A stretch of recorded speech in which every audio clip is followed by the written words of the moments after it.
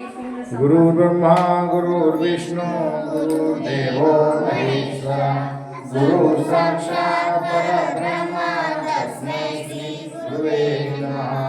गोपाल कृष्ण भगवान की जय। वासुदेव हरि पांडुरंग हरि।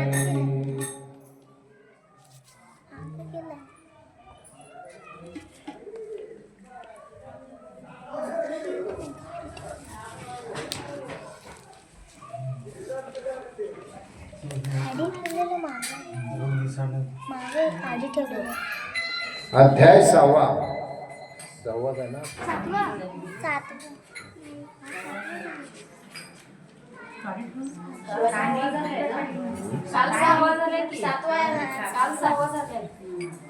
अध्याय 7वा सुशीला आणि विमला।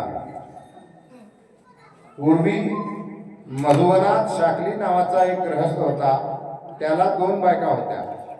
थोरली मुलगी नावडती, तिला मूल बाळ नव्हते। धाकटी विमला ती आवडती होती। एके दिवशी सुशीला पहाटेच नदीवर स्नानासाठी गेली। त्या दिवशी नदीवर खूप लोक स्नानासाठी आले होते। कधी नव्हे इतकी गर्दी झाली होती। ती गर्दी पाहून सुशीलेला आश्चर्य वाटले। घरी आल्यावर तिने आपल्या पतीला त्या गर्दीबद्दल विचारले। तेव्हा शाकली म्हणाला, अगं वेडे, आजपासून अधिक महिना सुरू झाला आहे। या महिन्यात स्नान दान व्रते नियम जर केले तर आपले मनोरथ पूर्ण होतात, खूप पुण्य लाभते, आयुष्याचे सार्थक होते। दर 3 वर्षांनी एकदा हा अधिक महिना येत असतो। सुशीला मनात म्हणाली, बरं झालं, आज पहाटेच आपल्याला अनासयेची ही अधिक महिन्यातील पहिली पर्वणी साधली। आता महिनाभर हे स्नानाचे व्रत करेल। तिने पतीला आणखी विचारले, महाराज, या महिन्यात करता येईल असे एखादे व्रत मला सांगाल काय? मग शाकलीने तिला दीपपूजा आणि दीपदानाचे व्रत करण्यास सांगितले। त्या व्रताच्या नियम आणि विधी समजावून सांगितला। त्याप्रमाणे सुशीलेने नियमाचे ते दीपपूजेचे व्रत सुरू केले। देवघराजवळ पवित्र जागेवर तिने एक कलश मांडला। त्यावर एक मोठा दीप स्थापन केला। तो दीप अखंड तेवत राहावा म्हणून तिने काळजी घेतली। ती नियमाने दीपपूजा करू लागली। तिला प्रसन्नता प्राप्त झाली। दिवा सारी रात्र जाळावा म्हणून झोपताना तो दिवा तुपाने गच्च भरून ठेवी, मोठी वात सरसावून ते ठेवी।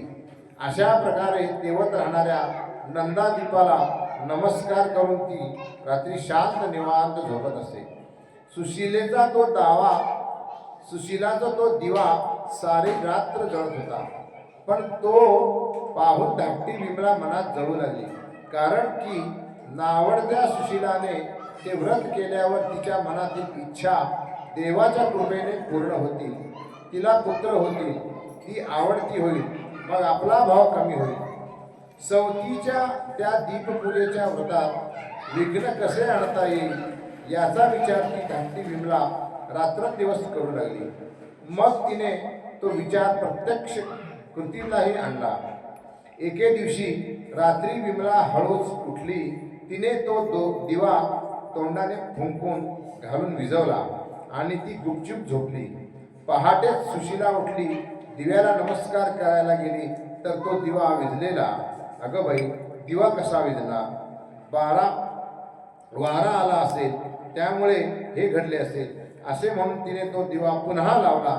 दिवाला आणि देवाला तिने नमस्कार केला आणि ती नदीवर स्नानाला गेली। 2-4 दिवसांनी पुन्हा तसाच प्रकार घडू लागला। पहिल्या वेळी तिने दिव्याला कोठूनही वारा लागू नये, वाऱ्याने तो दिवा विझवू नये, मालवू नये म्हणून चांगलाच बंदोबस्त केला होता।